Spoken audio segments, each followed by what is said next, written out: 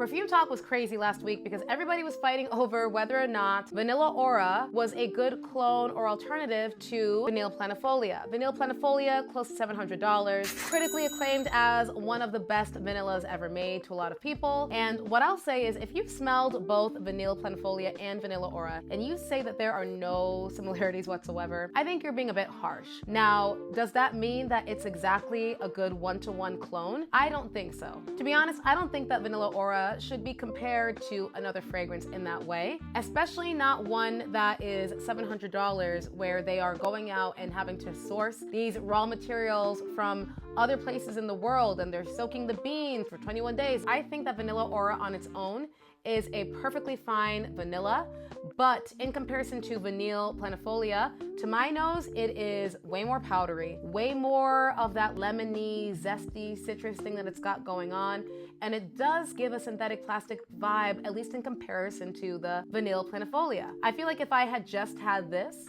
to compare on its own, maybe I wouldn't be that bothered by it, but because I'm comparing it to the original, it almost makes me dislike the Aura more, which is not fair to the Aura. I think it, again, is a fine fragrance on its own, not being compared to one of the best vanillas ever created. Now, Vanilla Planifolia does have a bit of that citrusy, lemony zest to it. However, it's a lot more blended to my nose. If I had to describe the blending of these two fragrances, it's like Vanilla Aura is a chunky potato salad, right? You're gonna get those big bites of the potato and the celery and the onion, but Vanilla Planifolia is like you took that same chunky potato salad, but you pureed it until it is completely smooth and you can't distinguish one flavor from the other. I have to almost search for that citrus and that lemon, whereas in Vanilla Aura, it just comes out and is like, hey, I'm lemon. It's like, whoa, I know you're lemon, like, slow down. But I think if you like a lemony vanilla, you'll like this one. And I don't think there's anything wrong with saying that these two fragrances do share some similarities. I think where it becomes a problem is when we say this is a one-to-one,